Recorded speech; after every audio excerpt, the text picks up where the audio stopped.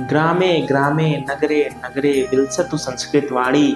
सदने सदने जन जन वदने जयतु चिरम कल्याणी। सत्यशील सौंदर्य समीरा ज्ञान जलागति सारा। छल छल कल कल प्रवहतु दिशि दिशि पावन संस्कृत धारा। पावन संस्कृत धारा, पावन संस्कृत धारा।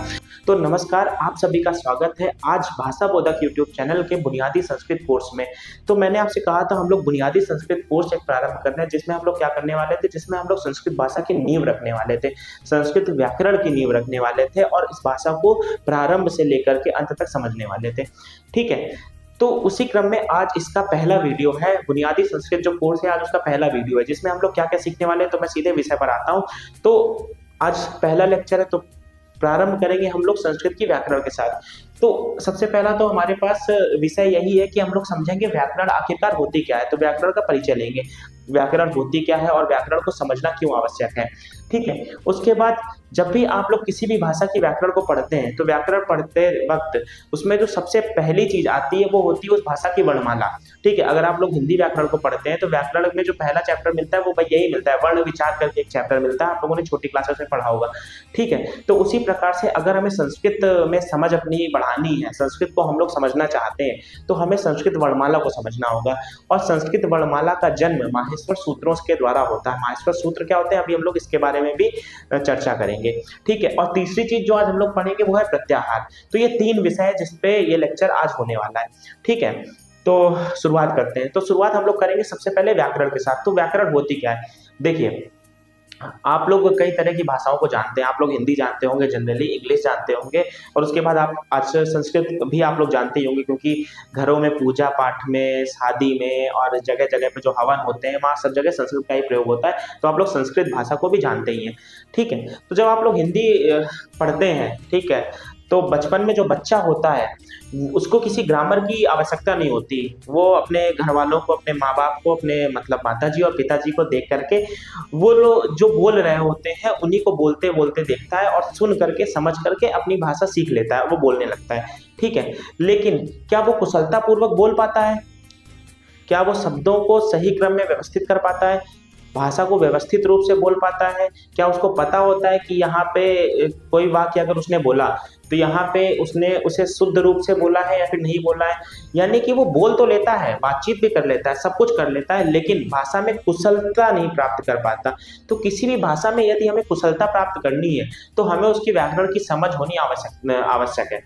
तो ठीक उसी क्रम में अगर हमें संस्कृत व्याकरण को समझना है तो हमें व्याकरण की समझ होनी चाहिए। और अगर हमें व्याकरण की समझ नहीं होगी तो हम लोग संस्कृत, देखिए अगर आप लोग किसी को, अगर आप बचपन में संस्कृत अपने माताजी और पिताजी को बोलते हुए देख रहे होते है ना, तो आप लोग संस्कृत बोलने लगते। लेकिन इसका मतलब ये नहीं है कि आपको संस्कृत समझ में आ जाती है और आप उसको सुव्यवस्थित ढंग से लिख पाते हैं, आपको भाषा में कुशलता होती। तो उसी भाषा में कुशलता प्राप्त करने के लिए आपको किसकी आवश्यकता है? व्याकरण की आवश्यकता है। ठीक है, अब बोलने के लिए तो इंग्लिश भी बहुत सारे लोग बोलते हैं, लेकिन क्या वो लोग इंग्लिश को पूरा सही तरह से बोलते हैं? नहीं बोल पाते हैं ना पूरी सही तरह से, क्योंकि उनको इंग्लिश लैंग्वेज यानी कि इंग्लिश की जो ग्रामर है उसकी पूरी तरह से समझ नहीं होती, और जिसको समझ होती है वो पूरा सही तरह से बोलता है। ठीक है, तो व्याकरण की आवश्यकता क्यों है ये आपको समझ में आ गया। तो व्याकरण की आवश्यकता को समझने के बाद हम लोग समझते हैं संस्कृत की वर्णमाला क्यों। तो किसी भी भाषा का जो व्याकरण होता है उसका प्रारंभ, मैंने अभी आपको बताया, उसका प्रारंभ जो होता है उसकी वर्णमाला के साथ होता है। तो संस्कृत भाषा की जो वर्णमाला है इसकी तो एक कहानी, एक कथा है जो हमें मिलती है। तो कथा कुछ इस प्रकार से, हम लोग कथा से प्रारंभ करेंगे और समझेंगे कि संस्कृत वर्णमाला का जन्म कैसे हुआ। ठीक है, मैंने आपसे कहा था पहला जो मेरा इंट्रोडक्शन वाला लेक्चर था, विषय प्रवेश वाला जो मैंने वीडियो डाला था, उसमें मैंने आपको बताया था, क्या बताया था कि संस्कृत में हमारे जितने भी धर्म ग्रंथ हुए हैं, जितने भी पुराण हैं, जितने भी उपनिषद हैं, वेद हैं, ये सारे के सारे संस्कृत भाषा में ही लिखे गए हैं। तो कुछ तो खास होगा ना इस भाषा में, तो वो जो खास है उसी को समझना है। और वो खूबसूरती अभी हमें व्याकरण के आज ही, थोड़ी थोड़ी खूबसूरती तो आज ही आप लोगों को देखने को मिल जाएगी। तो जो व्याकरण की उत्पत्ति है ना, इसके पीछे भी एक खूबसूरत कथा हमें देखने को मिलती है। तो कथा कुछ इस प्रकार है, मैं आपको समझाता हूँ। बात है आज से लगभग 2,500 से 3,000 साल पहले की।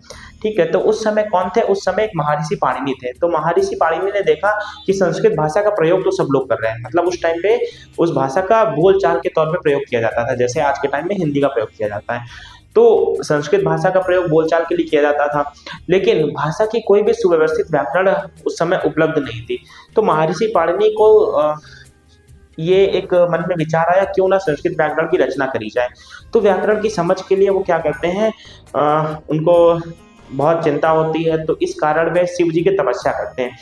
तो शिव जी की वो बहुत सालों तक तपस्या करते रहते हैं। ऐसा हमें कथा में सुनने को मिलता है कि वो बहुत सालों तक तपस्या करते हैं। तपस्या उनकी सालों तक चलती है, सर्दियाँ बीत जाती हैं, बरसात के मौसम आते हैं, कई ऋतुएं बदल जाती हैं, लेकिन फिर भी वो तपस्या करते रहते हैं। और उनकी तपस्या से प्रसन्न होकर के भगवान शिव उन्हें दर्शन देते हैं और उनसे पूछते हैं कि वत्स तुम्हें क्या चाहिए। तो महर्षि पाणिनि उनसे कहते हैं कि मैं भाषा को समझना चाहता हूँ और उसकी व्याकरण का निर्माण करना चाहता हूँ, ठीक है, तो मुझे आप एक ऐसा आशीर्वाद दीजिए जिससे मैं ये काम कर पाऊँ। तो एक श्लोक है जो कि हमें मिलता है नंदिकेश्वर कारिका नामक ग्रंथ में। वो श्लोक कुछ इस प्रकार है। तो श्लोक को हम लोग सबसे पहले सुनेंगे, उसका अर्थ समझेंगे, फिर इसके बाद हम लोग कहानी में आगे कंटिन्यू करेंगे। तो श्लोक है, नृतावसाने नटराज राजो ननाद ढक्काम नव पंचवारम उद्धर्तु कामः सनकादि सिद्धान एतत् विमर्शे शिव सूत्र जालम। तो ये श्लोक है। ये श्लोक हमें नंदिकेश्वर कारिका नाम का एक ग्रंथ है, वहां मिलता है। और वहां पे हमें साफ साफ बताया जाता है कि व्याकरण जो है ना, संस्कृत व्याकरण की वर्णमाला, उसका जन्म किस प्रकार हुआ है। तो इस श्लोक को हम लोग सबसे पहले समझते हैं। तो मैं श्लोक एक बार यहाँ पे लिख देता हूँ, ठीक है। तो ये रहा श्लोक जिसको मैंने अभी पढ़ा था। तो श्लोक क्या है, फिर से एक बार पढ़ते हैं। नृतावसाने नटराज राजो ननाद ढक्काम नव पंचवारम उद्धर्तु कामः सनकादि सिद्धान एतत् विमर्शे शिव सूत्र जालम। तो इस श्लोक का अर्थ क्या है? सबसे पहले तो हम लोग इस श्लोक के अर्थ को शब्दशः समझेंगे, ठीक है। तो सबसे पहला इसका वर्ड है नृतावसाने। सबसे पहला जो शब्द लिखा हुआ है वो है नृतावसाने। तो नृतावसाने ये दो शब्दों से मिलकर बना हुआ है। कौन कौन से दो शब्द हैं? तो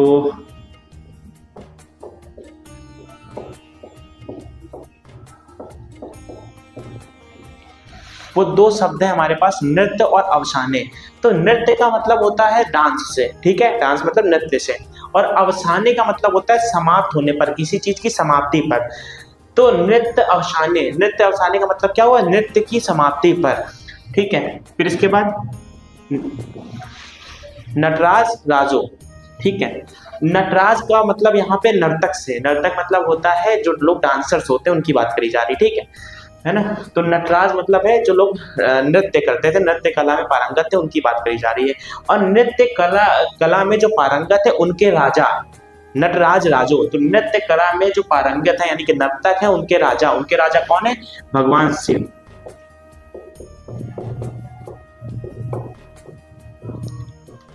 तो नटराज राजो का मतलब यहाँ पे भगवान शिव से है, ठीक है। यानी कि जो नर्तक है उनके राजा कौन है?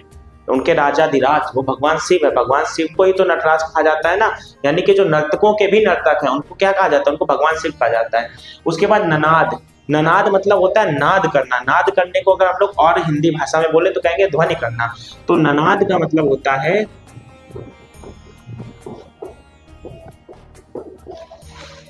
क्या मतलब होता है? ध्वनि करना, ठीक है। ढक्का मतलब है शिव जी के डमरू की बात करी जा रही। तो ढक्का का मतलब होता है डमरू, ठीक है। ढक्का का मतलब होता है डमरू। उसके बाद लिखा नव पंचवारम। तो नव का मतलब है 9 से, ठीक है। और पंच का मतलब है 5 से। और वारम मतलब होता है टाइम्स, इतने बार, है ना। वारम को हम लोग बार बोल सकते हैं। अच्छा, नव पंचवारम का मतलब होगा 9 और 5 अगर इसको मिला दे तो कितना बन जाता है? 14, ठीक है। तो इस अगर लाइन को हम लोग पूरा इसका अर्थ निकाले तो क्या निकल के आएगा?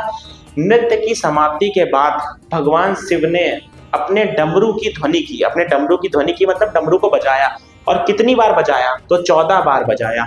और किस लिए बजाया? तो वो जो है वो हमें अगली लाइन में दिया गया है कि किस लिए बजाया। तो क्यों बजाया? उद्धर्तु कामः, ये दो शब्दों से मिलकर बना है।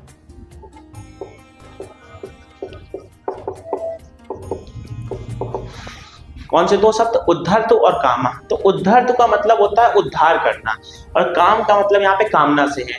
तो उद्धार करने की कामना से, ठीक है। उद्धार करने की कामना से। किसका उद्धार करना था?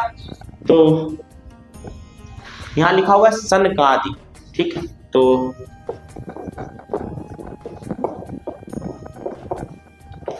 तो सनकादि जो है वो दो शब्दों से मिलकर बना हुआ है, सनक और आदि।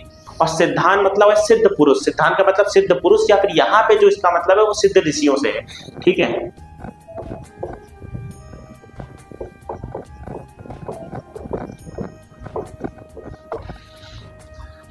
तो उद्धर तो कामा यानी कि उद्धार करने की कामना किसकी थी? सनक आदि सिद्ध ऋषियों की कामना क्या थी?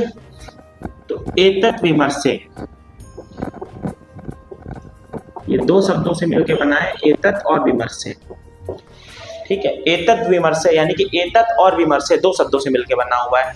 तो एतत् मतलब होता है इस, ठीक है, और विमर्शे मतलब होता है विचार विमर्श करना, आप लोग समझते हैं। ठीक है, तो इस विचार विमर्श से क्या हुआ? शिव सूत्र जालम, शिव सूत्रों का जाल प्रकट हुआ।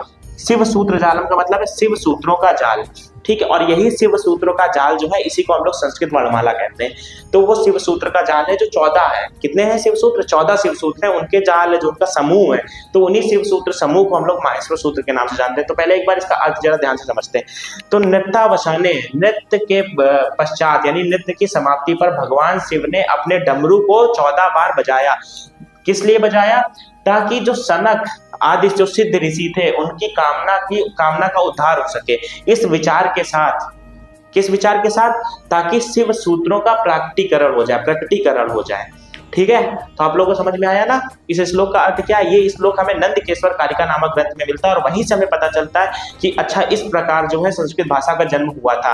आप लोग जानते हैं ना संस्कृत भाषा को देव भाषा भी कहते हैं। जनरली हम लोग जब देव भाषा बोलते हैं ना तो उसको हम लोग ऐसे समझते हैं कि देव भाषा का मतलब है वो भाषा जिसका ना देवता लोग प्रयोग कर देते हैं। नहीं, इसका मतलब ये नहीं है। देव भाषा का यहाँ पे जो मतलब है ना, जो हम लोग देव भाषा या फिर देववाणी बोलते हैं, तो उसको इसलिए बोला जाता है ऐसी भाषा जो दैवीय है, यानी कि जिसका जन्म देवताओं के द्वारा हुआ है, उसको संस्कृत कहा जाता है। ठीक है, तो संस्कृत को जो देव भाषा कहा जाता है वो इस कारण कहा जाता है क्योंकि देखिए ये जो कथा है ना, तो मैंने आपको सुनाई है, तो यहाँ पे साफ साफ आपको देखने को मिल रहा है कि भगवान शिव की जो डमरू की ध्वनि थी उसका उपयोग करके महर्षि पाणिनि ने पूरी की पूरी संस्कृत ग्रामर अपने अष्टाध्यायी नामक ग्रंथ में लिखी है। ठीक है, तो जो 14 बार डमरू बजाया था, तो इससे मैंने आपको बताया कि इससे 14 शिव सूत्रों या फिर 14 माहेश्वर सूत्रों का जन्म होता है। तो वो 14 माहेश्वर सूत्र क्या है और वो किस प्रकार संस्कृत की वर्णमाला बनते हैं, इसको हम लोग समझते हैं। तो इसको रफ करके है ना, यहाँ पे 14 माहेश्वर सूत्र में लिख देता हूँ। हाँ जी, तो इस श्लोक में मैंने जिन माहेश्वर सूत्रों का जिक्र किया था मैंने उनको यहाँ पे लिख दिया है। तो कुल मिलाकर के ये 14 माहेश्वर सूत्र हैं। तो 14 माहेश्वर सूत्र में आप लोग देख पा रहे होंगे मैंने इन 4 सूत्रों को अलग लिखा हुआ है और ये जो बाकी के 10 सूत्र हैं इनको मैंने अलग लिखा हुआ है। ऐसा क्यों किया गया पहले तो इसको समझते हैं। तो आप लोग ध्यान से देखिए, यहाँ पे ये जो प्रारंभ के 4 सूत्र लिखे गए हैं, अगर आपको हिंदी वर्णमाला की समझ है तो ये प्रारंभ के जो 4 सूत्रों में जो हमारे पास वर्ण लिखे हुए हैं वो सारे के सारे स्वर हैं और बाकी के जो 10 यहाँ पे लिखे गए हैं सूत्र, इनमें सारे के सारे आपको व्यंजन देखने को मिल रहे होंगे। ठीक है,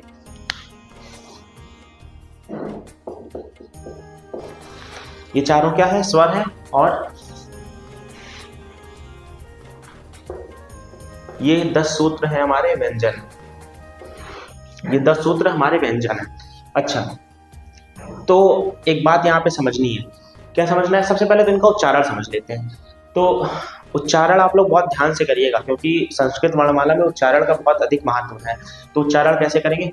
आ ई उड़, आ ई उड़, रि लिख, रि लिख, है ना। इसको ऐसे नहीं, ये जो दूसरा शब्द लिखा हुआ है ना यहाँ पे, ये आप लोग जब हिंदी वर्णमाला देखते हैं तो वहां पे आपको ला देखने को मिलता है।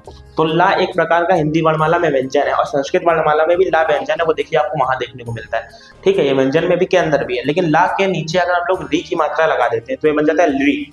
तो लिरी जो है वो लिरी, हाँ कुछ लोग इसको गलत पढ़ते हैं, इसका उच्चारण जो है वो ऐसे करते हैं, ऐसे लिरी बोलते हैं। तो लिरी जो है वो गलत है, लिरी नहीं बोला जाएगा। क्या बोलेंगे? लिरी। तो ली जो है वो संस्कृत वर्णमाला के अंदर एक स्वर आता है जो हमें दूसरे सूत्र में देखने को मिलता है। इसके बाद ए ओंग, ए ओंग, ऐ औच, ऐ औच, हय वर्ण, लण, लड़ नहीं पढ़ना है, इसको लड़ नहीं पढ़ना है, ला और आ नहीं है, क्या है? लण है, लण। आप लोग जब इस सूत्र की व्याख्या पढ़ेंगे तो यहाँ पे आपको पता चलेगा, यहाँ पे एक अनुनासिक छिपा हुआ होता है जो कि जब हम लोग व्याख्या पढ़ेंगे तब पता चलेगा। तो इसको पढ़ते क्या है? लण पढ़ते हैं। इसके बाद ये लिखा हुआ है यमंगणनम, यमंगणनम। इसको इयम गणनम मत पढ़िएगा क्योंकि इसको कुछ लोग ना हिंदी में इया इया बोलते हैं। इया नहीं लिखा हुआ है, या लिखा हुआ है। जब हम लोग एक हिंदी का शब्द पढ़ते हैं या, तो या में अगर हम लोग अनुनासिक लगा दें, या बोले या, तो वो जो या होता है वो फिर ये हो जाता है, जिसको हम लोग इया बोलते हैं। तो ये लिखा हुआ है यमंगलम। उसके बाद झभय, झभय, घ ढ धस, घ ढ धस, जब गड दस, ख फ छ ठ थ चट तब, कपय, शशर, हल। ये शा और ये सा, इन सब में फर्क है, इन सब के उच्चारण स्थान में फर्क होता है। अभी जब हम लोग आगे उच्चारण स्थान पढ़ेंगे तो मैं आपको इन सब में फर्क भी बताऊंगा। तो इस प्रकार से हमारे 14 माहेश्वर सूत्र हैं।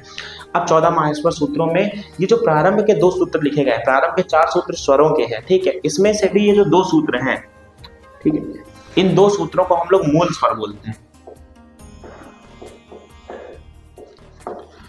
अच्छा, जब हम लोग सबसे पहले ना हम लोग एक काम करते हैं, इनके जो प्रकार है उस पर जाने से पहले हम लोग यहाँ पे काउंटिंग कर लेते हैं, कितने हमारे पास संस्कृत वर्णमाला में स्वर है और कितने हमारे पास व्यंजन है।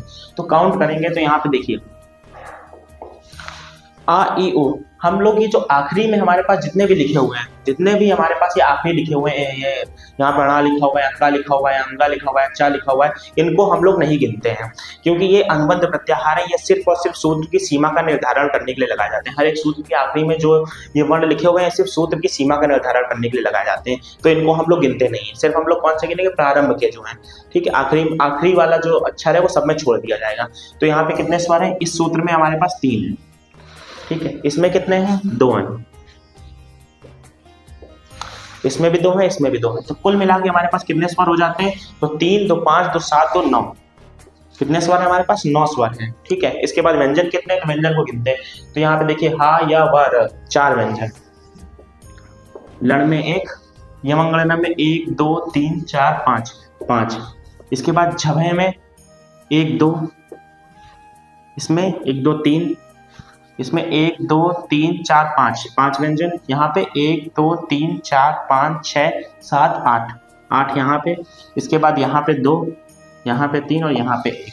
तो कुल मिलाकर हमारे पास कितने हो गए, 4 1 5 5 10 2 12 3 15 5 20 8 28 2 30 3 33 1 34।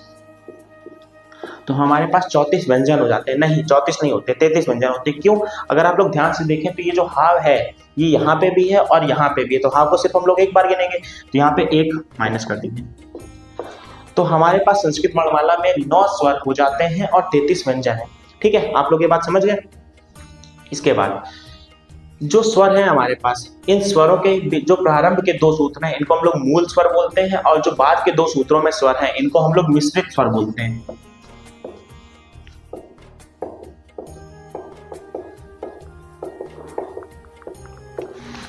तो मूल स्वर और मिश्रित स्वर क्यों बोलते हैं इनको, तो मूल स्वर वो है जो स्वतंत्र है, जो मूल रूप से हमारे पास आते हैं, लेकिन मिश्रित स्वर जो है वो ऐसे स्वर होते हैं जो मूल स्वरों के मेल से बनते हैं। आप लोग ध्यान से देखिए, जो ए होता है वो आ और ई को मिलाने से बनता है। आप लोग जब गुण संधि आगे पढ़ेंगे ना तो वहां पे मैं आपको बताऊंगा आ और ई मिलाकर ए बन जाता है, आ और ऊ मिलाकर के ओ बन जाता है। तो ये जितने भी आ ए ओ ऐ औ हैं ये जो है ये मूल स्वरों के मेल से बनते हैं। मूल स्वरों को जब मिलाते हैं तो ये मिश्रित स्वर बन के आते हैं, और इसीलिए मिश्रित स्वरों को हम लोग एक और नाम से जानते हैं, इनको संधि अक्षर भी बोला जाता है।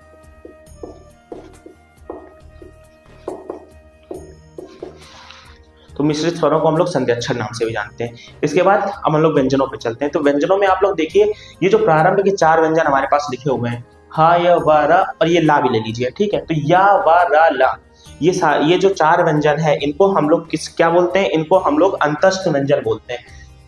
1 2 3 4 या व र ला, इनको अंतस्थ व्यंजन बोला जाता है। और जो आखिरी के 4 है श श श ह, 1 2 3 4, इनको हम लोग ऊष्मीय व्यंजन बोलते हैं, ठीक है। तो प्रारंभ के 4 कौन से व्यंजन हो गए, प्रारंभ के 4 हो गए अंतस्थ व्यंजन, और जो आखिरी के 4 हैं इनको हम लोग बोलेंगे ऊष्मीय व्यंजन। इसके बाद जो बीच के सूत्र हैं इनको जरा ध्यान से समझिएगा। तो आपने जब हिंदी वर्णमाला पढ़ी होगी ना, तो हिंदी वर्णमाला में आपके पास का वर्ग होता है, चा वर्ग होता है, टा वर्ग होता है, ता वर्ग होता है और पा वर्ग होता है। तो ये जितने भी वर्ग हैं, इन वर्ग के आखिरी के जो 5 मतलब पांचवें जो अक्षर हैं वो आप लोग ध्यान से देखिए इस सूत्र में लिखे हुए हैं। चा वर्ग का आखिरी अक्षर यहाँ लिखा हुआ है, पा वर्ग का आखिरी अक्षर मा यानी कि 5वां अक्षर यहाँ लिखा हुआ है, का वर्ग का गा होता है वो यहाँ लिखा हुआ है अंगा। उसके बाद टा वर्ग का अणा होता है वो यहाँ लिखा हुआ है, ता वर्ग का जो ना होता है वो यहाँ लिखा हुआ है। ध्यान से देखिए, जो सभी वर्गों का 5वां अक्षर है वो हमारे पास सूत्र नंबर 7 में लिखे हुए हैं। इसके बाद इन दोनों सूत्रों को देखिए, सूत्र नंबर 8वां और 9वां। तो इसमें झा भा घ ढ ध, ये जो है हर एक वर्ग के चौथे चौथे अक्षर लिखे हुए हैं। ध्यान से देखिएगा। चा छा जा झा, चा वर्ग का चौथा अक्षर, ठीक है। पा वर्ग का चौथा अक्षर, और का वर्ग का चौथा अक्षर, टा वर्ग का चौथा अक्षर, और ता वर्ग का चौथा अक्षर यहाँ पे लिखा हुआ है। इसी प्रकार से अब ये जो है ना, ये 5 सूत्र नंबर 10वें में जो 5 हमारे पास व्यंजन है, जा ब ग ड द, ये कौन से हैं? ये हर एक वर्ग के तीसरे व्यंजन लिखे हुए हैं। ध्यान से देखिएगा। चा छा जा, पा फा बा, और का खा गा, टा ठा डा, ता था दा, है ना। सब में देखिए तीसरा व्यंजन लिखा हुआ है। इसके बाद ये सूत्र नंबर जो 11वां है, इसके प्रारंभ के आप 5 अक्षर ध्यान से देखिए। खा फा छा ठा था, तो ये खा फा छा ठा था, ये ध्यान से अगर आप लोग देखेंगे तो ये हर एक वर्ग के दूसरे अक्षर आपको यहाँ पे देखने को मिल रहे हैं, ठीक है। इसके बाद इसी सूत्र के आगे के जो 3 अक्षर और हैं, चा ट त, और फिर सूत्र नंबर 12 के जो प्रारंभ के 2 अक्षर हैं, इनको अगर आप लोग ध्यान से देखेंगे तो ये जो है, ये हर एक वर्ग के पहले पहले अक्षर लिखे हुए हैं। का वर्ग का पहला अक्षर, चा वर्ग का पहला अक्षर, टा वर्ग का, ता वर्ग का, और पा वर्ग का, ये हमारे पास लिखे हुए हैं। इस प्रकार से हमारी पूरी संस्कृत वर्णमाला यहाँ पे खत्म हो जाती है, ठीक है। अब यहाँ पे संस्कृत वर्णमाला में कुछ खास बातें हैं। जितने भी सूत्र लिखे हुए हैं, इनको जब आप लोग याद करेंगे तो इन सबसे पहला ध्यान तो इनके उच्चारण पे रखना है। आप इनके उच्चारण को बिल्कुल भी नहीं बदल सकते, ठीक है, क्योंकि संस्कृत वर्णमाला में उच्चारण का बहुत अधिक महत्वपूर्ण स्थान है, और इसी प्रकार से इनके क्रमों को भी नहीं बदला जा सकता। जब आप इसको याद करेंगे तो अगर आपसे कोई माहेश्वर सूत्र पूछे तो आपको क्रम से ही सुनाने, आप ऐसा नहीं कर सकते कि आप पहले बताएंगे आई ई उड़, फिर उसके बाद जब गट दस, फिर आपका मन किया तो आपने बताया आई और फिर आप पहुंच गए हल पे। ऐसे नहीं चलता है। क्यों नहीं चलता है? इसके पीछे एक बहुत गहरा रीजन है। जितने भी हमारे पास व्याकरण में सूत्र मिलते हैं, महर्षि पाणिनि ने अपने अष्टाध्यायी में जितने भी व्याकरण के सूत्र दिए हैं, उन सूत्रों में प्रत्याहार का प्रयोग किया गया है। और प्रत्याहार जो होते हैं, अभी प्रत्याहार जब समझेंगे तो पता चल जाएगा आपको क्यों नहीं बदल सकते क्रम। लेकिन फिलहाल आप ये जानिए कि आप इसके क्रम को नहीं बदल सकते। क्रम को बदलने से प्रॉब्लम क्या आती है, अब हम लोग प्रत्याहार समझते हैं तो उस पर समझते हैं। तो देखिए प्रत्याहार होता क्या है। अगर आपको बहुत सारी चीजें देखिए एक साथ बोलनी है, मैं आपसे कह रहा हूँ कि आप को आ से लेकर के यहाँ पे, हाँ यहाँ, चलिए इस पे आ जाते हैं, कप है या तक के सारे जितने भी वर्ण आ रहे हैं उनको बताइए। तो फिर आपको बहुत ज्यादा टाइम लग जाएगा। यहाँ पे आ ई उ री री ए ओ आई औ, फिर उसके बाद हाय वारा ला, इस तरह से आप पूरा पूरा मतलब बोलते हुए आएंगे, फिर आप यहाँ जाके समाप्त करेंगे। तो महर्षि पाणिनि को अपने सूत्र लिखने थे, और सूत्रों में हर एक अक्षर के, हर एक शब्द के, सॉरी शब्द नहीं अक्षर, हर एक शब्द, हर एक अक्षर और हर एक वर्ण के अलग अलग नियम होते हैं। मैं आपको एक एग्जांपल से समझाता हूँ। जैसे कि हमारे पास एक, अभी दीर्घ संधि पढ़ेंगे तो एक सूत्र वहां पे देखने को मिलेगा।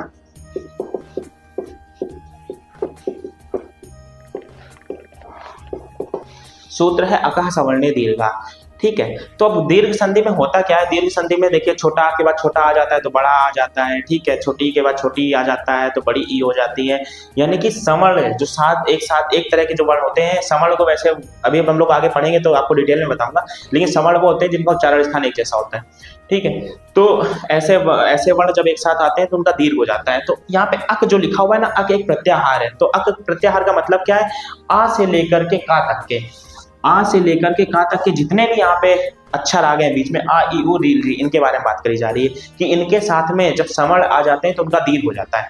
ये यहाँ पे महर्षि पतंजलि कहना चाह रहे हैं। लेकिन अब इसी सूत्र में अगर वो प्रत्याहार ना बनाते तो ऐसे लिखते हैं आ ई उ री ली सवर्ण दीर्घा, ठीक है। अभी तो चलिए 5 अक्षर है तो आपको इतना अजीब नहीं लग रहा है, आ ई उ री ली सवर्ण दीर्घा, इतना अजीब नहीं लग रहा है। लेकिन मान लेते हैं किसी सूत्र में हमारे पास आ से लेकर के वहां या तक लेने हो, तो क्या सूत्र में फिर ऐसे लिखेंगे आ ई उ री री ए ओ आई और फिर उसके बाद पूरा सूत्र लिखेंगे तो ये बहुत ज्यादा बड़ा हो जाएगा। तो इसी को छोटा करने के लिए प्रत्याहार बनाए गए। तो प्रत्याहार क्या होते हैं, जो स्वर या फिर व्यंजन है, जितने भी वर्ण हैं उनको छोटा करके, यानी कि शॉर्टकट नोटेशन देने के लिए प्रत्याहारों का प्रयोग किया जाता है।